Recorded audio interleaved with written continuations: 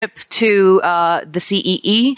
It's been quite a ride since February for not just the region, not just Europe, not just the West, but it is now trickling in terms of effect of what's happening between Russia and Ukraine into the rest of the world, the East, the global South. Paint us a little bit of a picture of India and how India has been impacted. You've come out of COVID.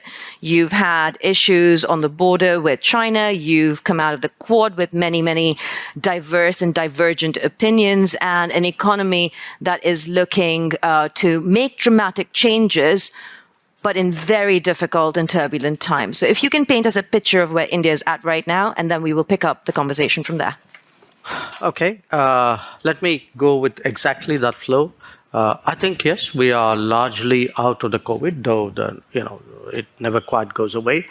But we are out of the COVID also with a strong sense of economic recovery. I think there's a lot of optimism about rebuilding, and not just rebuilding, but actually leapfrogging in many areas, particularly digital. I think we handled it very prudently. I almost am tempted to say smartly, in terms of the financial responses, which was we didn't blow the bank in responding. We intervened where we had to, and very effectively. At the moment, in a sense, the Modi government has just completed 8 years in office. And what we have done in those 8 years is really to, I would say, build almost a social welfare society at a speed and a scale which the world hasn't seen. And in some ways, the COVID has actually hastened that. I mean, we are, for example, as an example, we are giving food support to 800 million people. And we've been doing this for more than 2 years. So that's like the population of the US and EU put together. We have a publicly supported house ownership program, which covers about 115 million beneficiaries, which is almost like building houses for Japan. Or even if you look at terms of, this campaign, this program actually to replace firewood with gas cooking, it's impacted 80 million people. That's like changing Germany's kitchen in the space of a few years. So there's a lot going on there. And why I mention that is many of the global developments today have the potential of actually putting that under stress. Your second reference was to China. Yes, we are going through a particularly difficult patch in our relationship with China. We've had differences in the past, but we've never had a situation where, after 1962, where really agreements on not bringing forces to the border have been disregarded. A very large number of forces have been brought to the border. We've had a clash. People have died. And this has not happened now. It happened 2 years ago. So in a sense, it's a bit of a diversion, but it's also a useful reminder to Europe that there were other things happening in the rest of the world which sometimes Europe perhaps doesn't pay enough attention to. There's also been Afghanistan, and what happened there, the circumstances in which the Western, particularly American military forces left finally. And now we have Ukraine, and coming into this region, it's a region which I know well. I have lived here in Budapest and in Prague. It's a region which has been very helpful to us when we wanted to get 20,000 students out of Ukraine. Mm-hmm. Slovakia, Hungary, Poland, Romania, even Moldova. But I think it's also important for people in the region to realize how this is playing out in the rest of the world, that it is creating a huge fuel crisis, a food crisis, a fertilizer crisis, pushing inflation in low-income societies which don't have the margins really to absorb that. And so it can very quickly become political in many societies. I think that brings up an interesting question that's come in from an online audience member, which is relevant to this, this point that you make about the rest of the world versus right here, right now in Europe or in the West. How interested are the Indian people in the war in Ukraine? Is it a major concern? Is it a minor concern? And you've kind of alluded to the fact that it's affecting fuel, it's affecting food, but how interested is the populace itself? I think it's a major concern. It's a major concern for two reasons. Look, today our existence is very connected. I mean, everybody sees things on the television, on their phones, on the net. So wherever you are, and because bear in mind today India is a very is a very digital society. Even people at lower levels of income, the one thing they do have is the connectivity. So there is a lot of awareness. I don't think anybody, everybody is, to put it mildly, disturbed at the conflict. They see the pictures, they see that happening. But the other part of it is begun to impact people's daily lives. That it's impacting the petrol cost at the bank. It is impacting your wheat cost in your shopping. It will have impact for farmers to get along with sowing, and I think businesses of when it impacts business. Because it is impacting business in multiple ways. There's a container problem, there's an insurance problem. You don't get certain commodities, or if you do, the prices are up. So it's disrupting life. And it's not a unique causal disruption. At the same time, I think some of the lockdowns in China are also having an economic impact. So, but when you disrupt the economy, it shows up in employment. So I think it does trouble people. Trouble people is a very well, it's a job of a government. I understand it would trouble people. I think it troubles people in the West as well when cost of living crisis starts hitting. At some point, when you look at global supply chains, this is a very different world in 2022 that we operate in versus, say, in 1991 pre-liberalization, when India could afford to stand by non-alignment as it was defined then. I think a lot of critics would ask you the increase in your oil imports that have happened between 2021 and 2022, it's 9 times higher as of this month.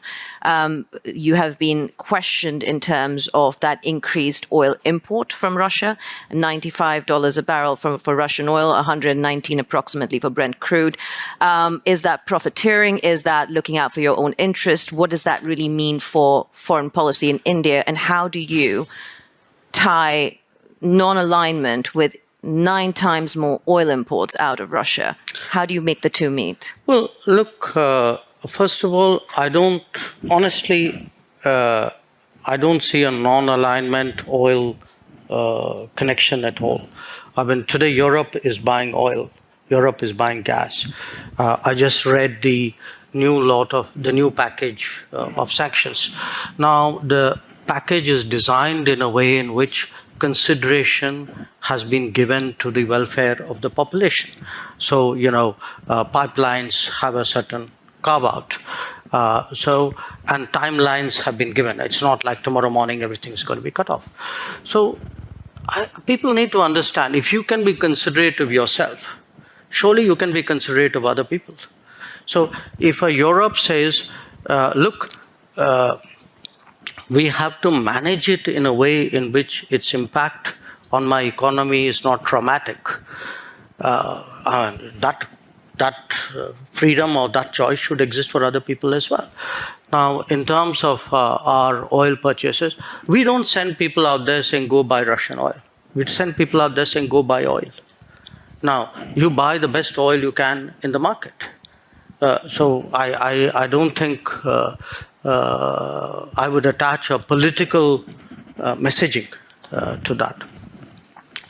I would also. How do you not conflate the two? I mean, I know the Indian-Russian relationship is strong, but you also have issues with China. How do you then sit back and define Indian foreign policy at this point where the West seems to be quite vociferous in trying to curtail funding for the war in Ukraine, whereas by purchasing this oil for national interest, India is being asked, are you funding this war? So, look, I mean, I don't want to sound argumentative, but then tell me if buying Russian gas is not funding the war? I mean, why is it's only Indian money and oil coming to India which funds, but it's not gas coming to Europe which funds? I mean, look, somewhere, I mean, let's be a little even-handed out here. And even this, look, the whole narrative that it's gone up 9 times. I mean, it's gone up 9 times from a very low base. And it was a very low base because at that time the markets were more open. Why if countries in Europe and the West and the United States are so concerned, why don't they allow Iranian oil to come into the market? Why don't they allow Venezuelan oil to come into the market? I mean, they've squeezed every other source of oil we have. And then say, okay, guys, you must not go into the market and get the best deal for your people. I don't think that's a very fair approach. So talk to us about the second aspect that Indian foreign policy is being questioned at this point when it comes to wheat bans and food bans of exports. How does that then correlate? Because we're talking about the global south and the east that is being squeezed by Russia's issues with allowing Ukrainian grains to be exported. But by India doing the same, again, aren't those weakest people in the world being subjected to the same kind of issues from India? Do you see that as supporting Russia, or is it a completely different element that we don't understand in the West, that your perspective is different? I think answer is B. You don't understand in the West. But it isn't just the West, okay? I don't think people understand because they're not actually tracking the trade. We have been exporting wheat. Okay, typically we export about 2 to 3 million tons. Last financial year was a better year. We exported about 7 million tons. This year, before the heat wave hit us very badly, the expectation was that we would do substantial exports, and we were open. I mean, in fact, Prime Minister himself had said on various occasions, saying, look, we see that there's a food crisis in the world and we'd like to be of help. But what we then saw was a kind of run on our wheat, a large part of it done by international traders based out of Singapore and I think to some degree maybe Dubai. The result was actually the low-income countries, many of whom were our traditional buyers, like our neighbors, Bangladesh, Sri Lanka, Nepal. These are our traditional buyers. Okay. Interestingly, the Gulf buys regularly from us. I heard Dr. Tedros in the earlier session talk about Yemen. Yemen buys from us. Sudan buys from us. Okay. Now, what we saw was the low-income buyers were being squeezed out. The wheat was actually being stocked for being traded. So in a way, our goodwill was being used for speculation. Mm-hmm. So we had to do something to stop that because it was also impacting us at home. Our prices were going up. So I want to be very clear what we have done. We have actually said, look, we're not going to give speculators an open access to the Indian market so that the Indian customer and the LDCs of the world get the short end of that. Yeah. What we are still open to doing is where we see a kind of a deserving country wanting wheat, very glad to supply it within the realm of possibility. And just for the record, I think we've done this year wheat exports to about 23 countries. The rate of export this year, if I were to take the same period as last year, my rough sense is it's about 4x. Okay. So actually, it's gone up, and I know in many cases, foreign ministers of some countries have called me up, and we have assured them that they would have access to our markets. So this is all about stopping and curtailing speculation at the end That's of the right. day. And preventing a diversion to high-income countries with a greater possibility to buy, because what we saw happen with the vaccines, Yeah. we don't want to see happen with the wheat, which was the rich people got vaccinated and the poor were left to God and Well, that brings whatever. up a question again from the audience now, and I would like to ask, I will come to you. I want to just do one question from the online audience, which kind of follows up on your point of diversions. This person's asking, according to the Wall Street Journal, India is becoming a key point for transshipment of Russian oil to bypass sanctions. How does that serve India's foreign policy interests? I don't know. Does whoever wrote that knows what transshipment means? Well, I mean, transshipment is when explain you it to get the it. rest of us. No, when you get it and you sell it to somebody else. I have not even heard of anybody in India thinking along those lines. So yes, we do buy So you're Russian. saying the Wall Street Journal report is inaccurate, that they're quoting? Politely, yes. Okay. So I can say it less politely, India is but not a conduit to any Russian oil transactions. No, not. I mean, listen. Please understand the oil markets. There's an enormous shortage of oil. There's a physical shortage of oil. Getting access to oil is difficult. I mean, a country like India would be crazy to get oil from somebody and sell it to somebody else. I mean, this is nonsense.